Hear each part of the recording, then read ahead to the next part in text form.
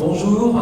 Donc, on a nommé cette première partie de la matinée avant-hier, et puis naissance d'une profession. On voit donc avec le texte de Marius Bonnet, publié dans la revue Esprit en 52-53, avec ces misères de la psychiatrie. Il y a Philippe Paumel, qui quelques années plus tard va créer le premier secteur de psychiatrie. Donc on voit ensuite la première manifestation. Alors c'est pas exactement la première manifestation, il y a eu avant Heidelberg et la création du GERIP, mais la première manifestation des infirmiers psy face au congrès des psychiatres, qui ont dans le projet de travailler sur la réforme de la formation d'infirmiers. Et les infirmiers ont bossé dans toute la France. Il y a eu des groupes de travail qui sont mis en place. Les infirmiers ont rédigé un texte reprenant tout ça. Et au moment de pouvoir le présenter, il y a un représentant infirmier qui est autorisé, et les infirmiers ne sont pas autorisés à discuter eux-mêmes de leur contenu de profession et tout. Et donc, dans ce contexte, il y en a 400 qui font irruption dans le congrès des psychiatres. On leur coupe l'électricité pour les empêcher de parler. Et comme on l'a dit, la discussion va se poursuivre à Saint-Brie-le-Vineux entre 4 psychiatres qui le paieront de leur carrière, en partie. Parmi eux, il y avait Dimitri Karamoukíros. Et puis donc le dernier texte, c'est la première visite à domicile qui part de Villevrac, dont André Roumieux fait le récit. Voilà, pour lancer la réflexion. Benjamin. Oui. Bonjour à toutes et à tous. Pour ma part, lorsque je vais recontextualiser un petit peu ces textes dans leur contexte historique, c'est très important, je crois. Peut-être que vous avez été très attentif au contenu de ces textes. On peut aussi être très attentif au contexte, comme vient de le présenter Dominique, parce qu'il apporte beaucoup d'informations. Et peut-être avez-vous identifié des points communs entre ces 3 textes.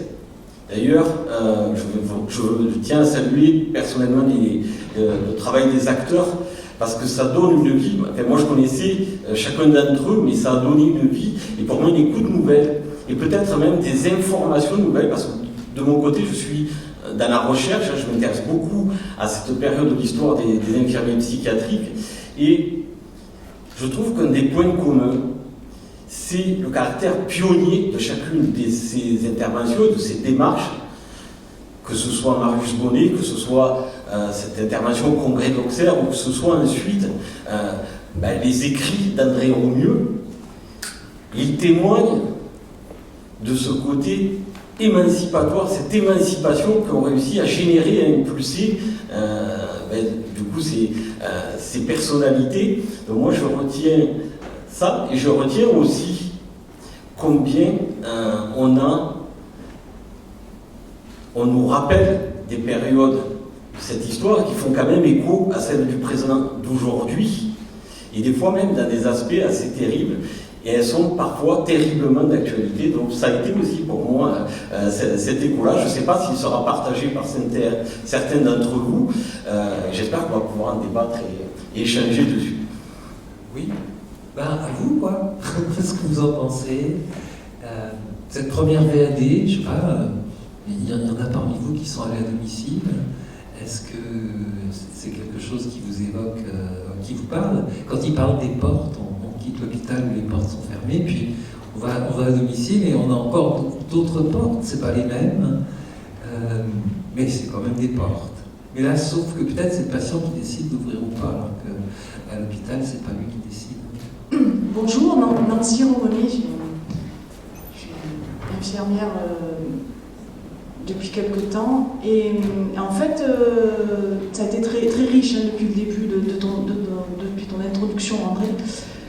Merci à tous. Et moi ça m'éclaire beaucoup sur cette interrogation que j'ai souvent eue quand j'écoutais des infirmiers qui se disaient infirmiers de secteur psychiatrique, sur une sorte un peu de bataille contre les médecins. Il y avait des enjeux que je saisis un peu mieux aujourd'hui grâce à vous.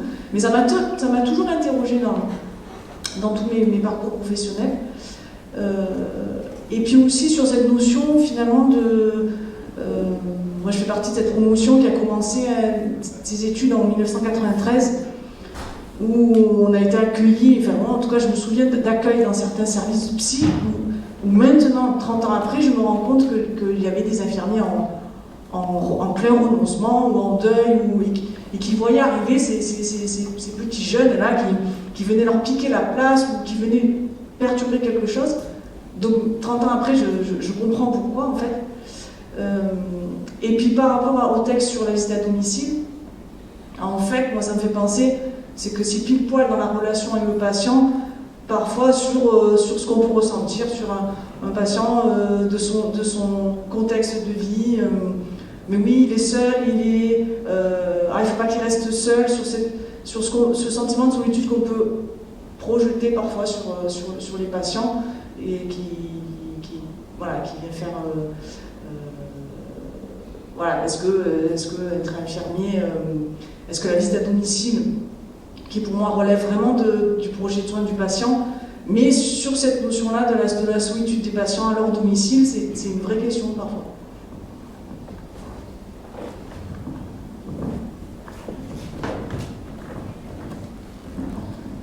Bonjour, Umberto Di Prima, vieux infirmier psy.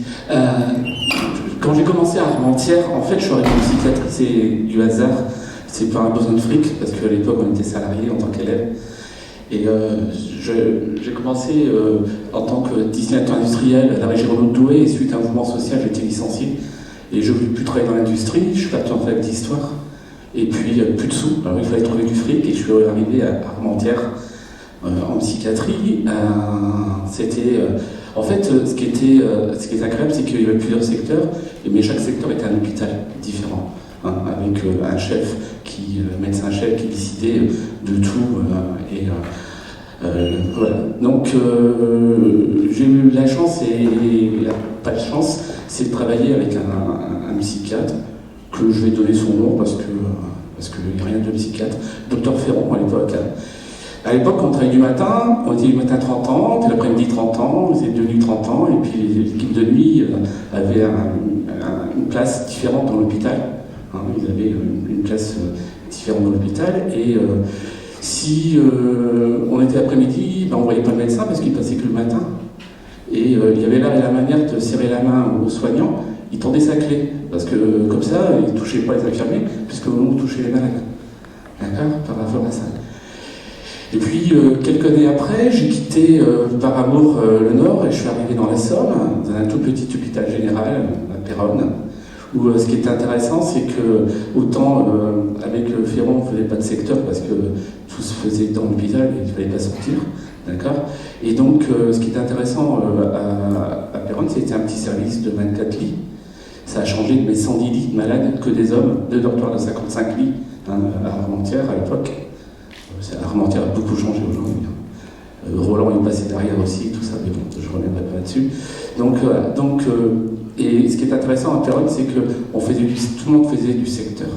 Et on faisait un travail d'extra, et c'est quelque chose de nouveau, même en tant qu'ancien infirmier psy, arriver à aller chez les gens. Et j'ai eu une petite expérience, une anecdote à raconter, parce que tout à l'heure on parlait de la visite, les personnes qui étaient contentes de nous voir. Nous, il y avait un patient, donc dans la Somme, beaucoup de petits villages, 150 habitants, 200 habitants, et donc parfois nous étions les seuls à aller rencontrer les gens, parce que les gens ne voyaient personne. Et heureusement qu'il y avait encore la boulangère qui passait avec son camion, qui de temps en temps elle nous appelait en disant, vous savez, ça fait 4 jours qu'elle n'a pas retiré le pain, ça serait peut-être bien d'aller le voir, quoi, hein, par rapport à ça. Et puis on avait un patient qui arrivait toujours, à l'époque c'était en PO, qui arrivait donc chez nous en PO, par les gendarmes, hein, puisque c'était dans le village, par les gendarmes, et puis il s'alcoolisait, et puis on mettait en place un traitement injectable retard, mais il ne suivait jamais, il ne prenait jamais. Et à chaque fois qu'on allait chez lui, en fait, je veux dire, il n'était jamais chez lui. Donc tout de suite rupture de traitement, et puis réhospitalisé. Et puis dans le village, il y avait un café. Alors avec la collègue, on a eu l'idée, une grande discussion après dans l'équipe, le secret professionnel, ça. On a eu l'idée d'aller dans le café Et puis dire au mec du café, vous savez, vous connaissez Arthur, ah, il dit ouais, c'est un violent, c'est un grand fou, etc. Et puis je lui dis, bah, vous savez, il vient à l'hôpital psychiatrique. En même temps, c'est eux qui l'ont envoyé, puisque c'est eux qui appelaient les gendarmes. Donc tout le monde est au courant qu'il n'a pas pu être psychiatrique. Mais pour eux, c'est un mec dangereux, un grand fou. Il disait, bah, vous avez qu'à le garder chez vous. Donc on commence à lui expliquer, vous savez, vous avez vu quand il sort de l'hôpital, il va bien, il est stabilisé. Bah, il dit, ouais, bah, garde-le, alors il faut le garder. Hein, comme ça, au moins, il sera calme. Puis on commence à lui expliquer au mec du café qu'en fait, il a besoin d'une piqûre. Et que, ben, comment c'est qu'il vient dans le café? Et on lui explique que dans le calendrier, cette semaine-là, s'il vient, ben, vous nous appelez. Et puis on viendra faire la piqûre. Alors c'est une grande discussion avec le mec du café, ouais, n'importe quoi, tout ça. Et puis on lui dit, oui, mais après, vous savez, si c'est le vendredi d'avant, c'est pas grave, vous nous appelez aussi. Et puis on a réussi à le convaincre, à nous appeler. Et donc il nous appelait. Alors de temps en temps, il nous appelait, il disait, Ticho, il dit, t'as pas mis toute la dose, il manquait quelques gouttes. Eh bien, il a besoin de rab. Il faut venir, il a besoin de rab. D'accord, par rapport à ça. Alors ce qui est intéressant par rapport à cette visite, c'est que le regard du village sur lui a changé. C'était plus le grand, dangereux, méchant et grand fou qui avait besoin d'être enfermé, mais c'était le pauvre malade qui a besoin d'un traitement. D'accord? Et ce qui est intéressant, c'est qu'ils appelaient plus les gendarmes. Ils n'arrivaient plus en placement d'office chez nous. Et quand ils venaient, c'est parce qu'on allait le voir et on a réussi à le convaincre en disant, mais bon, là, vous voyez, ça va pas, ça serait bien de revenir un petit peu, et puis on va revoir avec vous le traitement. Et puis voilà, donc voilà le secteur, voilà les BAD, voilà un exemple, ma petite expérience qui fait que, il faut continuer, quoi. Voilà, merci.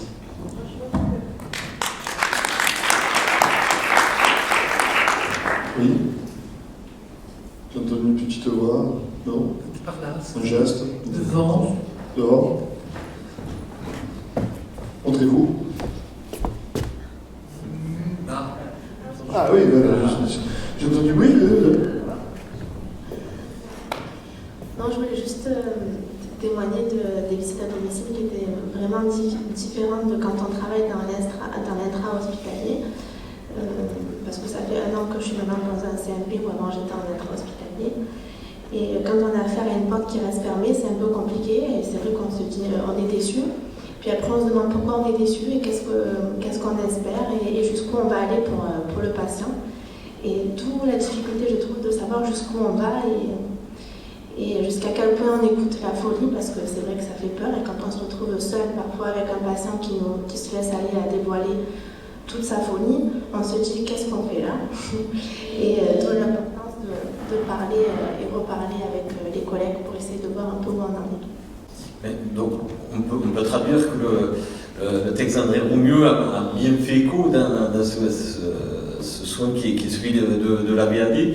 Ce que vous nous renvoyez chacun aussi, c'est sa dimension. Alors moi, je peux rebondir aussi, puisque voilà, ayant travaillé en CMP, ce qui m'a fait écho beaucoup aussi, vous savez, c'est ce qui est ressorti dans le texte du côté de la stigmatisation, comment elle était très présente. Et on se dit, ben oui, c'est normal, dans les années 70, c'est normal qu'il y ait cette lourdeur de stigmatisation, qu'elle soit aussi présente comme ça. Mais encore aujourd'hui, lors des soins, le concierge, j'ai rencontré le même, j'ai rencontré ce qu'André Roumieux nous relate dans son récit, je rencontre les mêmes personnes, et malheureusement, bien souvent encore, le même registre de stigmatisation. Et c'est pas pour dire que rien n'a bougé, bien sûr que ça bouge et ça évolue, mais il y a beaucoup d'ego. Et j'irais même jusque dans le texte de Marius Bonnet, il y avait encore ces fameuses boucles de récursivité. Vous avez Carlos Santayana qui nous prévient de toujours se souvenir de l'histoire, parce qu'on va avoir tendance à répéter ces boucles-là. Et voilà. Alors c'est un côté peut-être moins positif que ce qui a pu être évoqué, mais moi malheureusement j'ai aussi ressenti ces quelques boucles de récursivité que je poserais peut-être comme marqueur d'alerte que peuvent nous enseigner et nous rappeler ces textes-là. Bonjour, je suis ISP. Oui, on a oublié de préciser, si vous pouvez vous présenter qui vous êtes. D'accord. Je suis Muriel Martin et je suis diplômée diplômée depuis 78. Actuellement, je suis à la retraite. Et donc, j'ai fait plusieurs régions de France. Moi aussi, j'étais du Nord, mais et puis j'ai travaillé sur Paris et puis sur Marseille. Donc j'ai vu différentes pratiques, mais j'ai découvert le travail de secteur, comme on dit par la suite, et les visites à domicile sur Édouard Toulouse, bizarrement. C'était un hôpital qui n'avait pas forcément une bonne réputation. Quand je suis arrivée sur Marseille, je cherchais quelque chose. Ouais. Je suis arrivée sur Marseille, on me disait surtout ne va pas à Édouard Toulouse. Et puis je suis allée à la Timone. Bon. Puis par la suite, je me suis retrouvée à Édouard Toulouse et c'est là que j'ai découvert effectivement le travail de secteur avec tout ce qui va avec les appartements thérapeutiques, enfin, etc. Et alors pour reparler des visites à domicile, ouais, alors pour reparler, des visites à domicile, c'est vrai que les premières que j'ai faites, moi aussi, puisqu'on n'était pas vraiment formés, tu te demandes, quoi, hein, qu'est-ce que tu... le patient, qu'est-ce qu'il te dit, est-ce qu'il te met en alerte? Tout à fait, hein, effectivement, tu repars des fois, tu fermes la porte, tu te demandes ce qu'il faut faire, quoi. Puis aussi, il y avait toute cette chose d'observation que nous demandaient les médecins. Est-ce que c'est propre? Est-ce que c'est pas propre? La vaisselle, pas le truc, tout le bidule.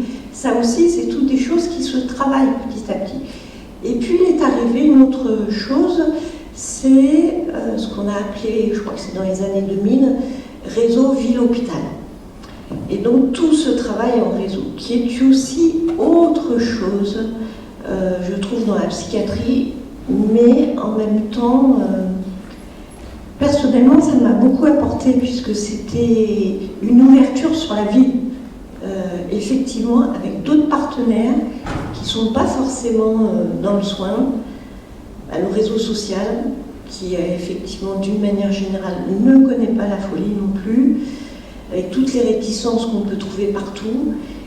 Et ça aussi, c'est encore autre chose à travailler, à aborder, à réfléchir, la question du secret professionnel, enfin... et du coup, comment dire, notre profession, je la trouve sans arrêt en évolution, quoi. Et c'est à nous, effectivement, de se saisir de toutes ces évolutions et d'en faire quelque chose. Qu'on soit infirmier psy ou DE, enfin, on pourra en reparler encore. Enfin, c'est ce que je voulais pointer, moi, c'était le travail réseau ville-hôpital qui apporte aussi autre chose. Maintenant, les portes fermées, j'ai fait partie de ceux qui ont ouvert des portes par la force. Et ça aussi, c'est aussi autre chose. Hein, quand on fait intervenir les pompiers, la police, même le GIPN une fois, c'est quelque chose de traumatisant aussi. Hein, généralement, on rit comme des fous après, c'est le cas de le dire, parce qu'il faut faire partir ce stress. Mais effectivement, cette question d'ouvrir la porte par la force, c'est aussi des réflexions intéressantes sur notre parcours.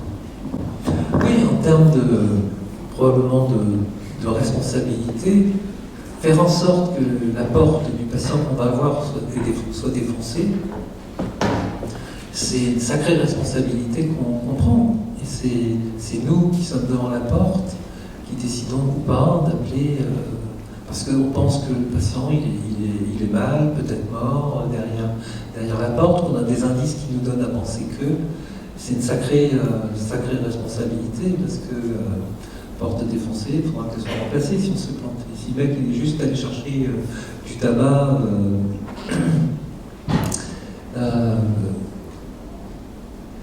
à l'hôpital, les responsabilités sont partagées. Il y a une équipe. Quand on est en ville, il y a des décisions qu'on prend seul. Alors, ce qui fait que le rapport à l'équipe en CMP n'est pas le même que le rapport à l'équipe qu'on peut avoir à l'hôpital. Quand on sait qu'on va voir un patient et puis il y a un risque létal. On apprend par exemple que le patient s'est suicidé, systématiquement on va attendre le collègue pour porter avec lui ce truc-là, d'avoir découvert.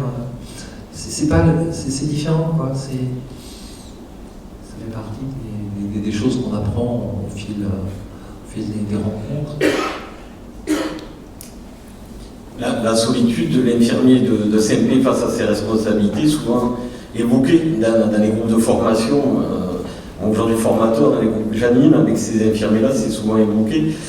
Ce que vous disiez, jusqu'où je vais dans la relation, à quel moment je m'inquiète pour de bon, à quel moment je casse la porte parce qu'il faut rentrer, je sais que j'ai pas le droit, mais je transgresse.